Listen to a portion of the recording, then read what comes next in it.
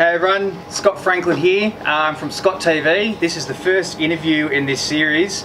I want to interview inspiring people to sort of motivate the rest of us on like who they are and how they got to where they are in life. Today with us we've got Luke Punchy Kennedy. Mate, thanks for coming. Thanks for having me, man. I saw this guy do a seminar in the city a few weeks back now.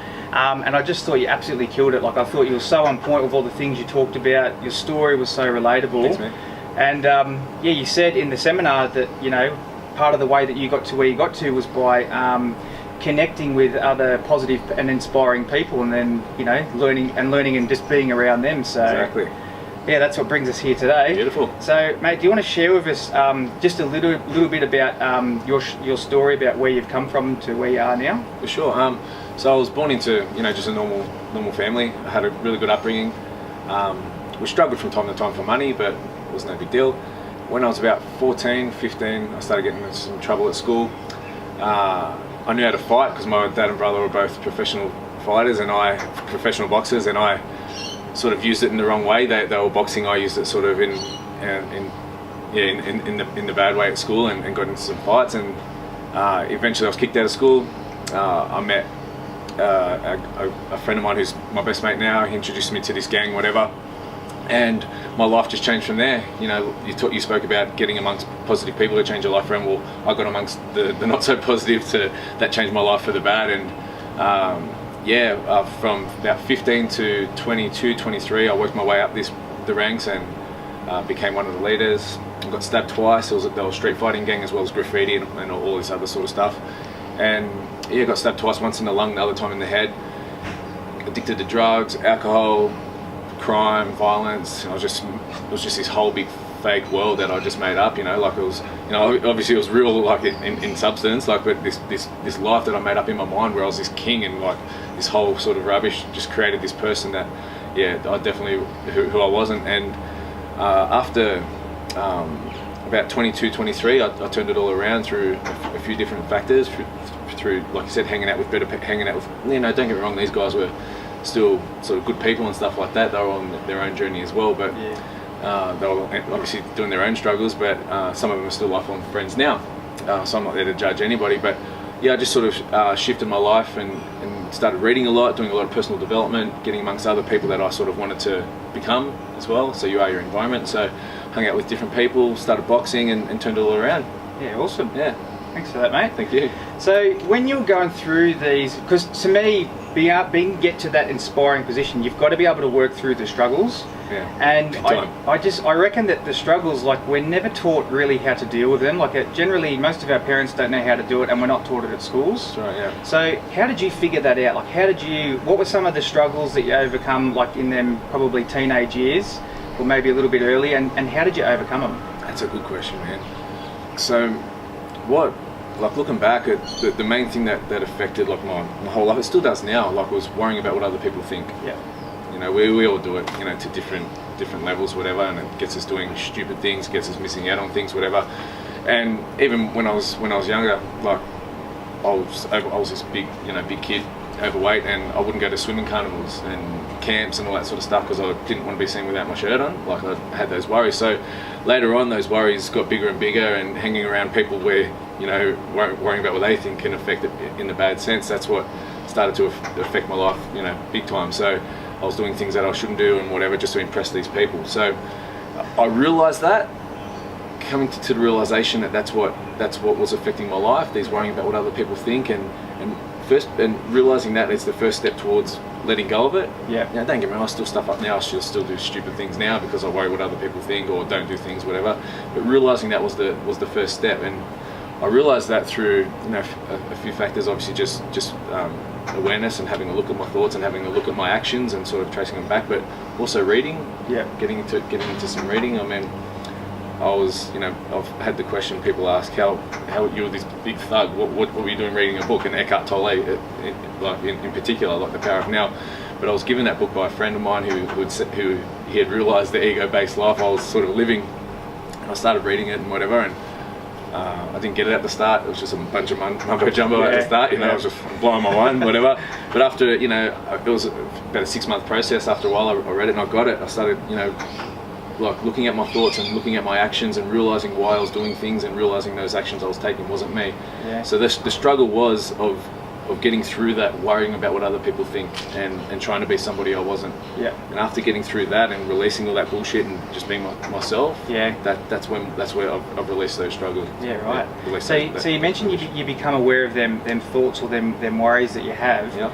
Explain to us how you do that. Like, how do you observe your thoughts? How do you do that? Oh, that's huge again. Another big question. How do I do that? Throughout Eckhart's teaching, like I don't want to preach Eckhart's whatever, but he talks about just being the watcher of your thoughts. You know, what got me was a quote. It's we're not our thoughts, we are the watcher of our thoughts. Yes. You know, who is it that's visualizing those thoughts? Yeah. You know what I mean? And it's our deeper self. That's the one who can see our thoughts. Yeah. You know, we aren't our thoughts, we're the watcher of those thoughts. And once I sort of got that connection that, okay, my thoughts aren't me, these are out here, I'm the watcher of those thoughts. I'm like, okay, but who am I? Who is the person watching those thoughts? And when I made that connection, that the thoughts aren't who we are, that's when I could start releasing those thoughts of, you know, worries and all that sort of stuff. So. Okay, so that's a brilliant way of explaining it, because that book, all Eckhart Tolle's books are awesome, but for me they're so wordy, Yeah. and they're in like another language, and I've like got to decipher the words. Yeah, and anyway, for sure. So yeah, for you to explain that, it makes it really, you know, practical and simple. So yeah, you almost observe yourself thinking, and you can see your thoughts, and then you said that you release them thoughts. So say you have a thought like, for example, like I'm not good enough, right? How did you then release that thought? Ooh, that's a good question. Knowing that, again, the worrying about what other people think, but just knowing that me as a person deep down, me being who we all are deep down in our pure state, we come into this life and we're pure, we're complete, we're whole, we're perfect. You know, I don't know if that's the ego talking, but we are. You know, our pure state is perfect, and really believing that and really knowing that was my way of going. Okay, in my pure state, I am a good person. You know, I am not an arsehole. I'm not this fighter. I'm not this sort of person. And living through my pure state, you know, has allowed me to release those. Release that thought. That's how you do it. Because that's not who I am. That's not who any of us are. Nah. You know, and I think these thoughts, you know, we're conditioned unfortunately through negativity, through media, through conversation with not so positive people, whatever, through, you know, whatever it is, unfortunately we're conditioned through negativity and social media. We're always overstimulated, our minds are overstimulated with bullshit, you know, and when we're thinking, unfortunately we are conditioned with negativity. So if we can separate ourselves from our thoughts and say, okay, you know, they're there, whatever, they're always going to be there, you know, they're always going to be, and there's negative thoughts coming in all the time. Even people ask me, how come you're so positive, how come all this sort of stuff? It's not that my thoughts are positive, it's just that I'm separating myself from the shitty ones. Yeah, you're different from them. Yeah, you've that's removed right. yourself from them, so you let the thoughts go on the thought reel, and you're just watching the thought reel going, oh, Dang, the thought reel, I like that. Yeah, exactly, that's right. It's not that I'm this positive person. We're all deep down, we're all happy and pure beings and positive people. Yeah. It's just that we let our thoughts overcome us, and we think that these thoughts are who we are as people. Yeah. So that moment you separated is what created that. To me, that would be peaceful. That would be like a relief. That's like, right. Finally, now I can sort of, because once you can see the thought, that's just like you've just got to almost argue with it. Like, I'm not good enough, yes I am. It's like arguing with a kid. You know? You want to go? Yeah, exactly. You know, and just sort of, but it's not defeating it either. It's just like sort of letting it go, because defeating it is the ego talking again. But yeah, so when I speak at high schools, I predominantly speak to young men, about 15, 16. You know, the guys walk in and you can see them. You know, I see myself in them walking in. You know, you can see the heavy ones, the ones that are the main sort of guys, whatever. And they walk in with their strut and they sit down, and then I do my talk and I speak to the guys, and I've got this really cool process that, and I've got the cool stories, whatever, that gets them sort of glued to me. But then I've got this cool process that opens their eyes up to the ego and the false self and the different labels that we place on ourselves to put this sort of mask on. Okay. Yeah. And after my talks, you know, some of the guys come up to me that were walked in, whatever, and they shake my hand and thanks for your talk, whatever. And they go, and then afterwards I'll get messages on Facebook, because again they're worried about what their boys think if they ask a stupid question, whatever. And I got this one off a kid, a young man, saying, you know, I thought I was crazy. Thank you for today. I thought I was the only one that had these thoughts. You know, I thought I was going bonkers, but now realizing that everybody goes through these same things, I've come to realise that it's okay. It's okay. It's not who I am. It's just thoughts. And like I said, some of these kids think they're crazy. Like that because they've got these thoughts. But look, we've all got these thoughts. Just to different levels. And once these kids can realise that those thoughts aren't who they are, then hopefully they can start letting them go. Start letting the false self go. Because they've all got their own. It's a tough time being a kid these days as well. Being a young guy these days with the pressures of life really, and the overstimulation of mind, I think is creating a world where not only these young men but us adults as well, where we're depression and anxiety, all this sort of stuff is on the rise. And I put a lot of that down to the overstimulation of mind. The news reports and bloody ads and it's Facebook. You flicking through like thousands of bits of information that your brain has to stimulate, and if your mind is constantly stimulated with overstimulation and conditioned with negativity, then of course we're going to be feel depressed, feel down, feel anxious. So I think the idea of not only separating ourselves from those thoughts but also trying to ease some of those thoughts as well is the key to a happier life. So you talk about easing those thoughts. So to me you're describing that false self, the ego, right? So to me, there's a bit of misunderstanding about what the ego actually is.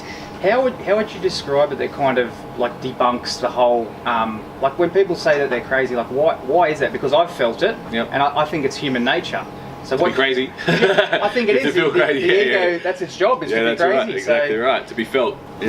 So how would you? What are some of the basic concepts of the ego that how do you explain? Like how do you get a person to the point where they go, all right, I'm not crazy, or it's normal to have depression or anxiety? Like how do you explain the ego or the false self in terms of that? Okay, not necessarily but the way I describe it is like in my presentation with the kids or young men, whatever, is I've got a figure, right? And this figure represents who we are when we come into this world. This pure being, happy, nothing, like great. No thoughts aren't conditioned with it, like no belief systems. We're just pure. We're happy, right? We're pure being. We're shining. And then as we get to like 5, 6, 7, 8, 9, a couple of worries might start coming in. We might get identified with maybe a religion. Right, religion's fine, it's good, serves its place and stuff like that. A religion, even a sex. Okay, you're a boy, you've got to act this way. Our parents, our beliefs about money. Okay, whatever. That's my beliefs about money. So we start becoming this ego where, okay, I'm this sex. Okay, I'm this religion. Okay, I this is what I know about money. This is how smart I am. This is what happens when this happens. So we're conditioned with this whole fake sort of world, where unfortunately it's reality, like when we look around it's reality, but it's really fake. We're this name, even we're not this name, we're this pure being, we're this set, whatever, we're supposed to wear these clothes, you're not allowed to wear pink because you're whatever, so we're conditioned with these thoughts, with this false self, with this mask. And come 13, 14, that's where it really comes into play. We're at school where girls are into puberty, guys are looking at girls, and this world gets faker and faker because we're trying to impress. We're trying to, whatever, we're trying to wear better clothes. We sit up, kids going to the gym, girls wearing makeup. So it's just coming into this, we're getting further and further away from our pure self. 13, 14, and we start, getting, and kids are having sex at 16, 17, and again, they're trying to impress, they're trying just this, and then everyone's, oh, this guy's the popular kid now, he's further away from that, and then there's the nerdy kid, and they're further away from their pure self, and then there's the whatever kid, so, and then coming out of school, they start a job, okay, that's who I am now, okay, I'm a plumber. Okay, then I'm further away from that. Not only I'm a plumber, I'm a boy, I'm this religion, I believe this, I believe that, I believe all this sort of stuff. Okay, and then it just goes on and on and on and on. So that's my thoughts of what the ego is. It's just a false. It's this person that we make up, that people see us as this person, we see us as this person. We have to act a certain way to continue to be this person. Even like here today, even like as speakers, or we have to. At the start, when I was I started speaking in high schools, I thought I had to dress a certain way. I was, rock up. Don't get me wrong, I've got great manners and stuff. I was all this sort of stuff, and we have this preconceived idea of what this person has to be, and that's where teachers come up to me after this thing. Go, it's great that you relate to the kids. You're just real. Other people rock up and they're wearing whatever, and they don't really. There's great speakers out there, but they come up and they're presenting the way they think they should. you know, the way they think a presenter should present or whatever. So we've all got these roles, and it's just throughout life, and that's what I believe the ego is, and that's affecting our happiness because we're just not being ourselves. Yeah, because it's all just made up, isn't it? How's that for a bloody yarn? Yeah, to me, that's the power of Now and a New Earth. In summary, like that, to me, that's so much simpler to understand. It's like the ego is just this imaginary self, like it's a name. We could have changed the name at birth. You know, so the name doesn't actually mean anything. It's just we made it up at birth and it's stuck. That's you, yeah, that's right. You know, and you know, also when you're saying with these labels, once you label yourself as a certain type of person, well, you're also saying what you're not. And I think that's what causes the conflict between you know, politics and religions and all them sort of no-go topics. That's what causes no-go topics. Yeah, exactly. Yeah, you're right. Or street gangs and graffiti because they're saying I'm this one, I'm not that one. That's so exactly creates that conflict. Yeah, 100%. And the false self is the big, like you said, it is the like when I was in that gang life, I was this gang leader, this fighter, so I have to fight. Yeah. You know, and if you don't do it, what happens if you don't do it? Who am I? You lose your identity. Who am I? You know, I'm this fighter, and I was like, I was just after losing your identity is the key to happiness. Yes. 100%. You know, losing. Yeah. But we're scared of that shit. You know, like that's who am I without this? Yeah. That's your happiness without that. You know. Yeah. Don't worry, you still have to, you know, live in society and by society's rules / bullshit. But yeah, but by losing your there's another Eckhart. I bloody talk about Eckhart a lot. The key to life is to die before you die and see that there is no death. Yeah. And it's to die, to kill the ego. To kill the ego before you die and see that there really is no death. Yeah. And that's where being scared of death comes from as well. Like I was massively scared of death, like going through that state. Like huge, I had to lose sleep about it and get short of breath and stuff like that. But that's the ego going like, there's my image gone, there's me gone, I don't get to experience these. Don't get me wrong, I'm still scared shitless of death. But it's the ego that's attached to life. You know, once you let go of the ego, you lose attachment to, you know, sort of going off topic here, but that's where a lot of pain comes from as well, is attachment to things. Yes. Attachment to a girl, attachment to a job, attachment to life.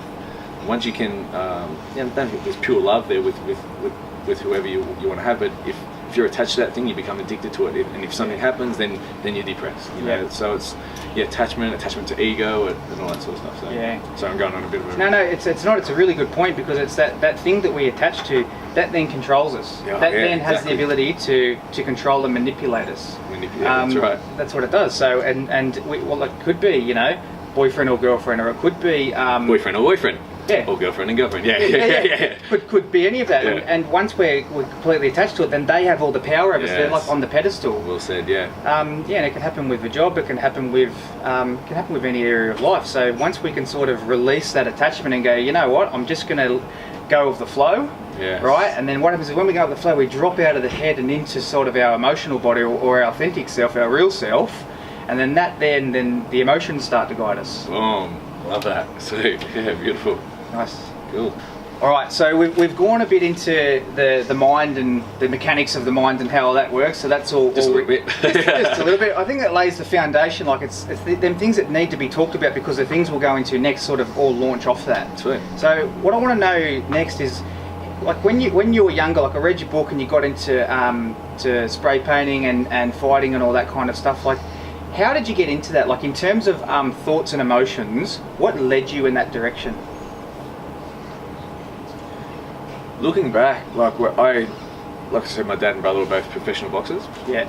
And when I was about 10, 11, I went to, my dad was one of Costa Zoo's cornermen. Yeah. And we went to Vegas and my brother and I were there just to obviously watch Costa Zoo win his first world title. And I remember after the fight, we went up into his hotel room, and they were drinking vodka, Russian guys and stuff, and everyone was partying, whatever. And I remember going into his room in the hotel room, and the belt was across his like pillows, right? And I just remember looking at it, and I look at him, and everybody was like back slapping him, and like yes, he was just sort of real cool, and I was like, wow, that's cool, you know. I'd love to do that. I'd love to be that sort of, you know, get that respect, you know, like that I'm a man, that staunch sort of respect, and have everybody look up at him, whatever. And I just went about it the wrong way. So that feeling though, right? When you looked at him and you're like, wow, I want that. Yeah. You know, that's what I want. What emotion is that? Like, what feeling is that? So we can help people start to identify their thoughts with what feelings come along with it. It was sort of a fulfillment. It was like a respect. Like I felt respected, Good fulfilled. feeling. Yeah, I was like, Yeah. like imagine being him. Like you'd be like, yeah, like I'm unstoppable. You know, sort of thing. And yeah, I think it's a respect, a fulfillment, a satisfaction. Yeah. You know, just proud. So to me, all of them, that's authentic self. They're like positive emotions. That's right. Like, that means follow that thread, continue down that path. Are those positive emotions though? If they're coming out of an ego-based activity? I think you can align the two. Yeah, cool. I think if you do it from the right space. Yeah, well said. If you Nice. if you fight, you're not fighting through aggression, and also you're not fighting to hurt that other person. But to me, it's an art. Yes, It's like, well said. let's bring our minds together and have a human chess match with our fists, and just challenge each other. Respect is there. It's- Yeah, beautiful. Yeah. Well So said, I like that, yeah. in anything in life can be done. Most things in life can be done. There's a separate. It either comes from the authentic self or from the ego. So. Yeah, but in any moment, someone Bit of a could. tennis match between the two to sort of get a bit of a mix. Yeah, but I feel that's why, you know, a lot of these things exist, is because it can bring the authentic self out. Yeah, Like wow. it takes a person on a journey. Like I read your story with your boxing, and you got all the way to the state title, like your dad and your brother did, and there was the three of you that got it. Like, fuck, what an accomplishment! yeah. It's just like. One of the best things of my life. Yeah, Actually, that's what I mean. Like to me, that's just like that led to that. You know, following your authentic self and them good feelings, even though it's in an ego arena, it's still alright. Because I then you take that into like personal training. Because we've both got personal training backgrounds. Like that's about the body, you know, and the ego is the body. That's right. Yeah. So it's like bull, but that's ego too. But when you're fit and you're looking good, Feeling and good, you're feeling good, feel confident. That's that, right. that yeah. oozes that, and that's Yeah. like, you know, like when you're up on stage presenting, you know, you're oozing them good feelings, and then people get to pick up on it. People get Yeah, to take that home with them, and nice, that makes yeah. them feel good. So, Nice. Yeah. all right. So yeah, with the boxing kind of led to that point. What was it with the spray painting? Like, take us through the thoughts and the feelings that led you into that. Growing up, like, you know, you think, or even now, I speak to people, and like you just ask, what's with the spray painting? Like a lot of people ask, like, it's looked at as like this, I don't know, just this disgusting, like just childish sort of thing. The spray paint, like there's this whole thing behind, like this whole world. There's politics behind it. Like there's rules behind it was just this whole world, and it was exciting. Exciting. You know, and it was like our fulfillment again, because it was like, okay, like you'd paint a train, and it'd be the talk of the town. Like painting trains was the biggest sort of is the biggest thing you do. You break into a train, like you have to scope out a train yard and all this sort of stuff, and it'll run on the train line, and there'd be talk about it, and you'd get that sort of that boost of yes, you know, that fulfillment and you're winning sort of thing, you know, and there was this whole world behind it, and just finishing a train, or the excitement of getting chased and all this. Like, I'm not out to promote spray painting, because I definitely don't promote it now, but it was at the time, it was all I had really. That sort of that and fighting, that gave me that feeling. What feeling was it? That same feeling, the fulfillment. I am somebody. Was there an exciting element to it as well? Massive, like the adrenaline, So the exciting. exciting. So how good does that sound? Excitement, fulfillment, and content. I'd be like, oh, you're on half. Yeah, that's right. Yeah. The way that you describe, like, I would relate that to footy, right? Like, it's like, if you get man of the match, would be like, you know, you spray painting, a whole train. It's like you've got man of the match. That's or right, if someone yeah. surfs, like they call it the biggest wave of the day, and they've got a 10 wave. They've got a 10 wave. Yeah, Like right, yeah. you just get that respect. So to me, they're all linked through emotion, and once you know what that emotion is, that it is essentially what we're chasing. Like, it's to you, it sounds like it's excitement, fulfillment, and satisfaction, and probably a bit of content. Like, they're the ones that you're sort of following that thread. That's right. Yeah. So with that thread, how has And challenging. And challenging. Yeah. Okay. And challenging. That's right. Yeah. Always and trying to do better each time. You know, just trying to challenge, get to the top of everything. growth? It's development. Growth, That's pure. That's pure personal development. Nice. So how has that led you to the point where you're at now? So tell us a bit about like where you're at in life, and how like the excitement and the challenges and that following the feeling of satisfaction. How have you followed that thread?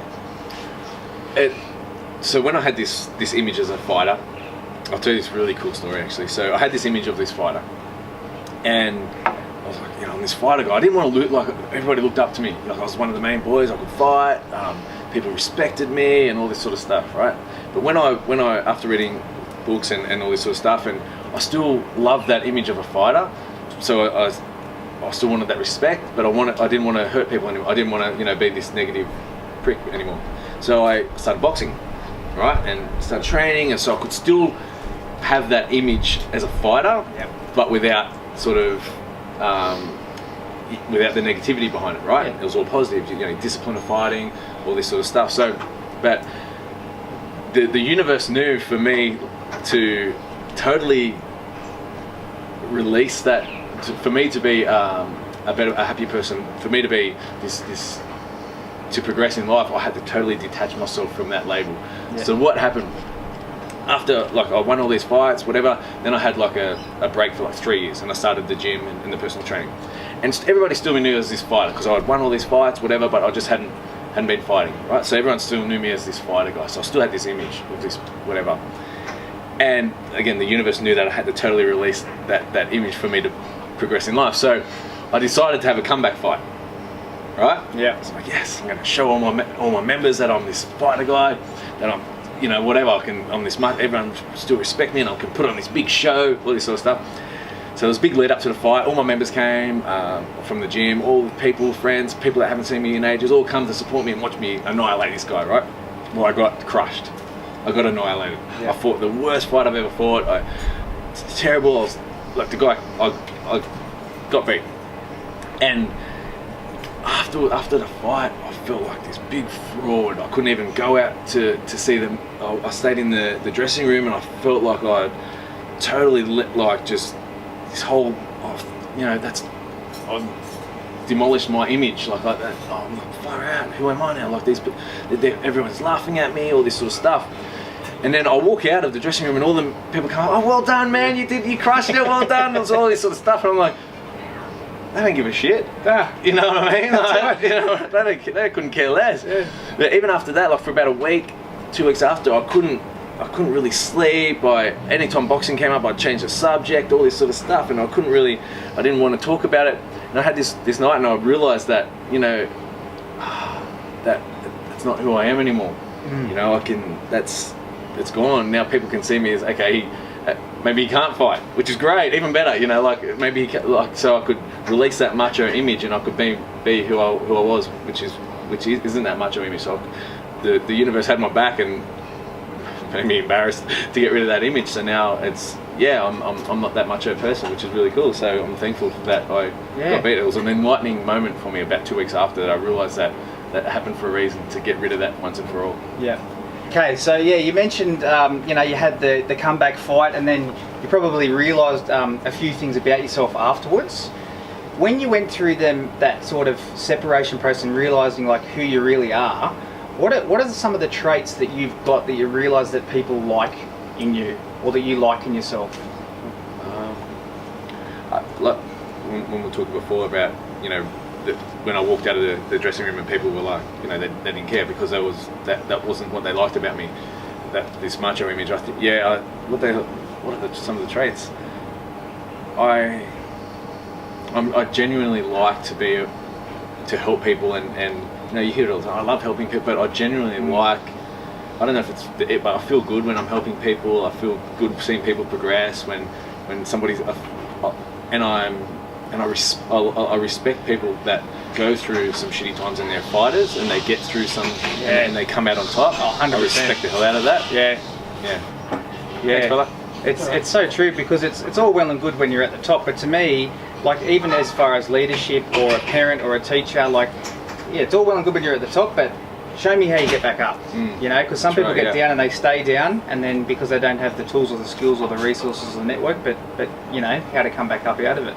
Yeah, so back to, I'm not sure. I'm real. I just say it how I feel. Sometimes I'm an idiot as well. I just muck around a lot. I'm just real. Like, I love to laugh and joke. I think I get that from my mum. She's just always happy, sort of thing. And I just love laughing. I love joking around. I love getting amongst good people. I like connecting the dots and connecting people to other good people as well. Yeah. I like creating a network of of happiness, really. Yeah. Without sounding too lame. Yeah.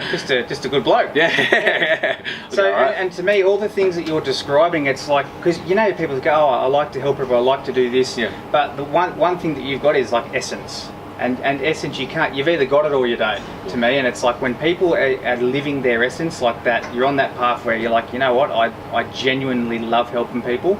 People can see that. You know, people will see that, and then that rubs off them. And then obviously the stuff that you've learned from your parents, like that real positive side of yourself and joking and That's mucking right, around. yeah. Geeing up, mucking around and all that sort of stuff. Yeah. And I was going to say this.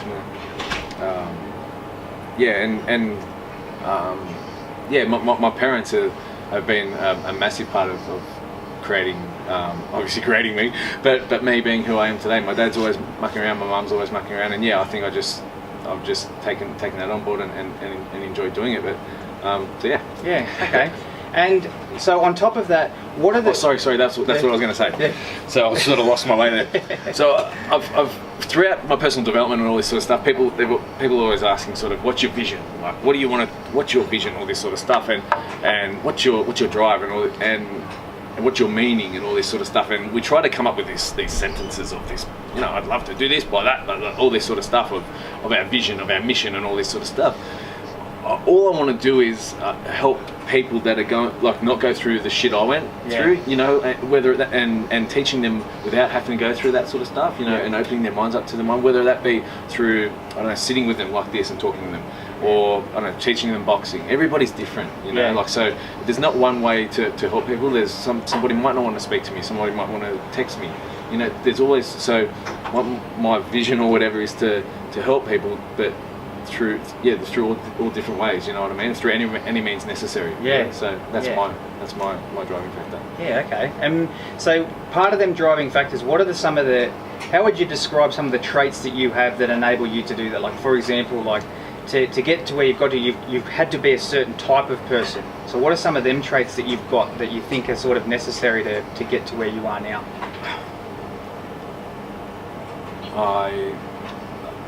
I like to think a leader, like something like I've been told that I'm, you know, I feel it that I'm a good leader in different things. Like I'm not, you know, I'm in business and stuff like that, but my business skills as a leader throughout business aren't really, I'll be honest with you, aren't really the best. Like aren't really good with managing people, all that sort of stuff. But leading people to change their life, I am. That's it. Yep. You know, the whole business side of things. Like don't get me wrong, I'm great in business and stuff like that, but leading, like being a leader in that side of things, I'm not really. So let's break that down a little bit. Like, what does it take to be a good leader?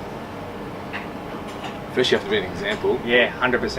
An example, definitely. Yeah, be an example of, and how can you tell someone to do something if you haven't done it? Yeah. Or if you haven't been through it? That's right. It's tough. You know what I mean? Like and how can you respect somebody telling you what to do or not telling you what to do? It's a shit sort of sentence, but trying to help you if they haven't lived through it. So I think that's why I relate to a lot of young guys so much, is because I get down in the trenches with them. I talk to them. I speak like them. You know, I can relate to them. I'm a bloody kid myself. You know, and I can show them ways of getting through all that bullshit because I've done it. Yeah. Yeah. To wrap it all up and tie it all in today, I want to teach people how to connect to their authentic self, so the true self, not the false self. So what there is there's a technique that I use to connect to that. So basically we're talking to the subconscious, and to me the subconscious is just like Google and YouTube. If you ask it a question, it has to give you an answer. Oh, nice. Even if it gives you the no answer, it's still telling us something. So what I want to do, if you're happy to do it, is we'll go through your life, the people that have made you feel your favourite positive emotion, and we'll find out why they make you feel that feeling, because that's like your DNA blueprint for that feeling. Right, so you're happy to rock and roll? Okay. Let's do it. So what's one of your favourite things in the whole world to do? Train.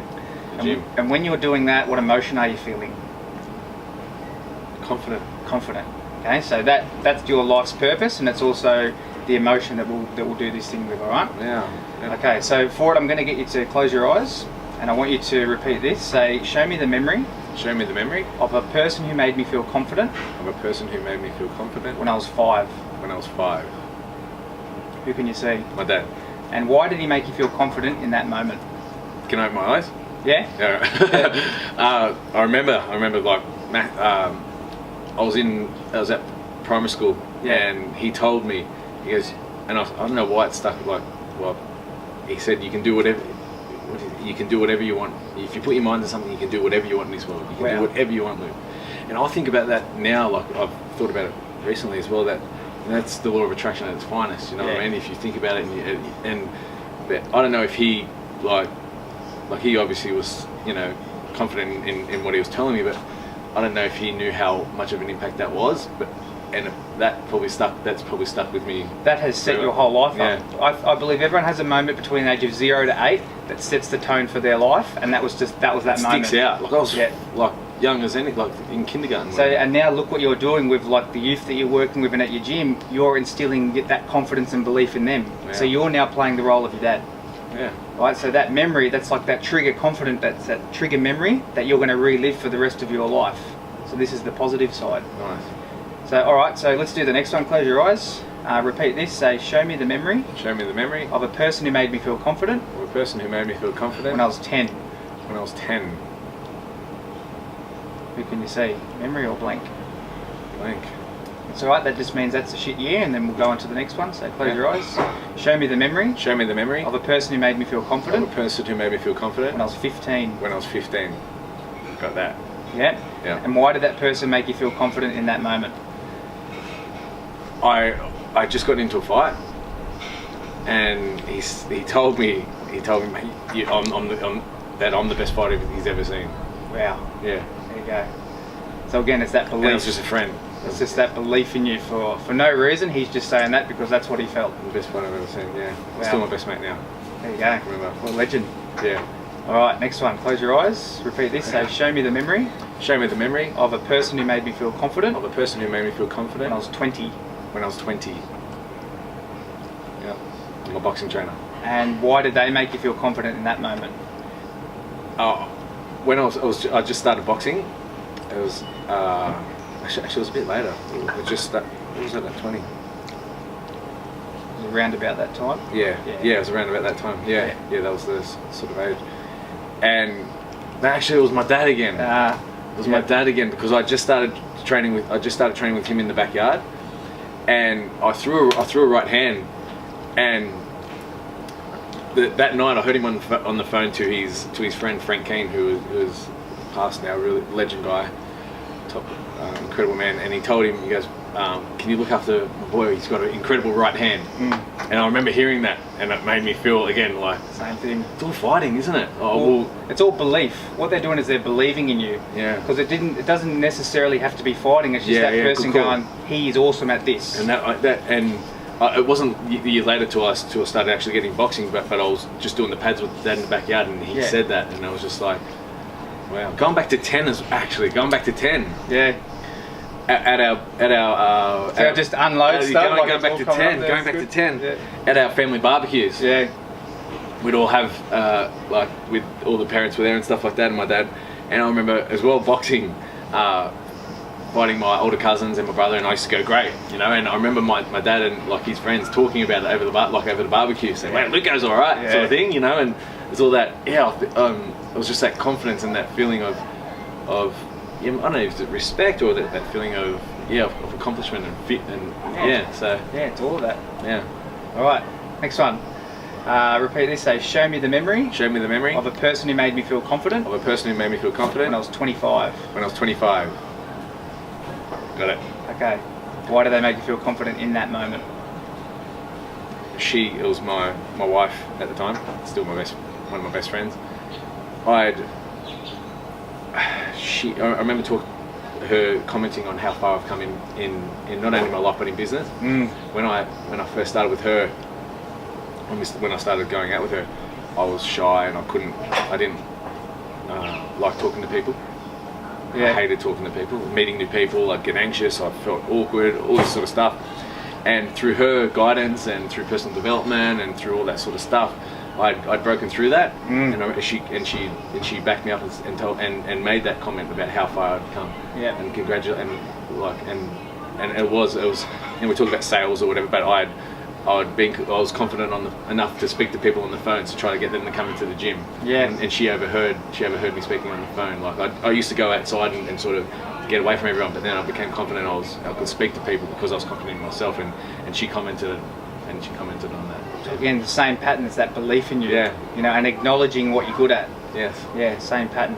that's right. All right, next one. Close your eyes. Repeat this. Say, show me the memory Show me the memory of a person who made me feel confident of a person who made me feel confident when I was 30. when I was 30. It was my best mate again, Liam. Yeah. When I was 15, he took me up. He asked me to come and help him in his business because he realised how good I was with the gym and all that sort of stuff. So he asked for help. So he asked to bring me on. Wow. Yeah. And now we're a team. Awesome. Yeah. How good is that? And he's good. So He's really again, good. they believe in you. Yes, that's Yeah, right. strong pattern. Yeah. It's All right. awesome. I like that. Last one. Close Yeah. your eyes. Repeat this. Say, You're giving my age away, bro. What are you doing to me? show me the memory Show me the memory of a person who made me feel the confident. person who made me feel confident. When I was Don't. 30 and a half. Yeah, that's it. 31.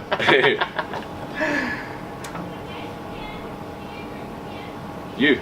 Oh wow! Thanks, mate. You. Asking me to come here today.